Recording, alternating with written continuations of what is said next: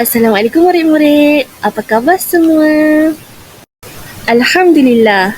Jadi, cuba teka apa yang kita nak belajar hari ini.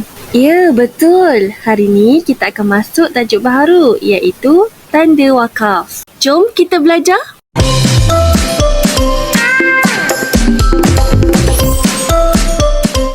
Baiklah murid-murid, sebelum kita memulakan pembelajaran tanda wakaf pada hari ini, Ustazah ingin menunjukkan satu ayat Al-Quran di hadapan ini. Dah bersedia ke semua untuk belajar? Bagus. Jadi sekarang ni Ustazah bagi masa 2 minit untuk kamu baca ayat ini. Kamu semua nampak tak huruf mim kecil di atas ini?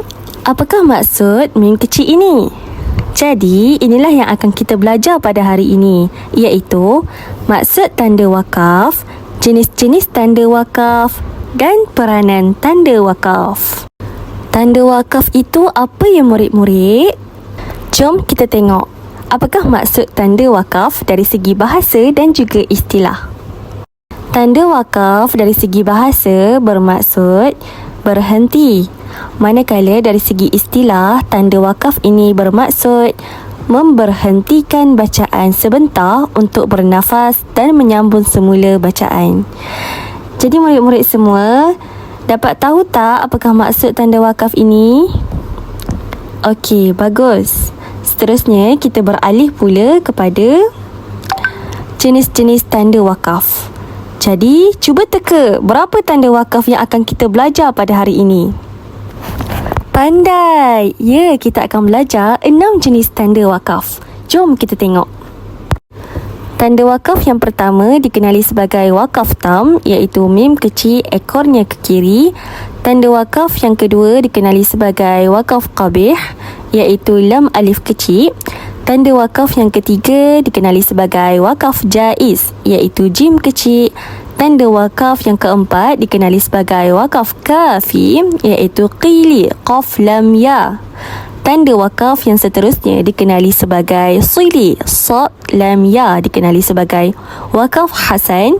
Dan tanda wakaf yang terakhir iaitu wakaf ta'anuk, dikenali sebagai titik 3 yang double. Okey, semua murid-murid dapat tak dekat sini? Jadi, kalau semua dah faham apakah maksud dan juga jenis-jenis tanda wakaf, jom kita pergi pula kepada peranan tanda wakaf. Tanda wakaf tam iaitu mim kecil yang ekornya ke kiri, peranannya adalah lazim berhenti. Yang mana apabila kamu mendapati wakaf tam yang berada di mana-mana huruf di dalam Al-Quran, kamu mesti berhenti. Okey, jom kita dengar contoh bacaan yang Ustazah akan bacakan ini. A'udzu billahi minasyaitonir rajim. Bihadza masala yudhillu bihi. Jadi, apabila kamu telah berhenti, maka mulakan kalimah seterusnya dengan nafas yang baru. Okey, semua faham tak bagaimana peranan wakaf tam ini? Bagus. Okey, seterusnya kita pergi pula kepada tanda wakaf qabih. Tanda wakaf qabih ini iaitu lam alif kecil yang berada di atas mana-mana huruf di dalam Al-Quran. Peranannya adalah kamu tidak boleh berhenti. Contoh bacaan ialah ghaira mutajanifil li ismin fa inna. Okey, jom ikut sama-sama bacaan Ustazah. Ghaira mutajanifil li ismin fa inna. Okey, semua dapat? Bagus. Okey, seterusnya kita pergi pula kepada tanda wakaf jaiz, iaitu jim kecil. Jim kecil apabila berada di mana-mana huruf di dalam Al-Quran, peranannya adalah harus berhenti atau meneruskan bacaan. Okey, kedua-duanya boleh, sama ada kamu nak berhenti ataupun kamu nak teruskan bacaan. Okey, contoh bacaannya. Summa a'rada anha inna minal mujrimin. Yang ni apabila kamu nak berhenti. Bagaimana pula kalau kamu tak nak berhenti? Okey, jom dengar bacaan Ustazah. Thumma a'rada anha inna minal mujrimin. Okey, cuba kamu baca 2 minit. Okey, bagus. Okey, seterusnya kita tengok pula peranan wakaf kafi, iaitu qili, qaf lam ya. Peranannya adalah kamu lebih baik berhenti. Apabila jumpa di dalam Al-Quran tanda wakaf ini, lebih baik kamu berhenti. Okey, contoh bacaannya. Wa yaghfir lakum dhunubakum wallahu ghafurur rahim. Okey, lagi sekali dengar betul-betul Ustazah baca. Wa yaghfir lakum dhunubakum wallahu ghafurur rahim. Okey, semua jelas tak? Alhamdulillah, kalau kamu semua dah faham 4 tanda wakaf tadi, jom kita pergi kepada tanda wakaf hasan pula, iaitu sili, sad, lam, ya. Peranannya adalah lebih baik sambung. Okey, contoh bacaannya, dengar betul-betul Ustazah nak baca. وَلَقَدْ هَمَّتْ بِهِ وَهَمَّ بِهَا.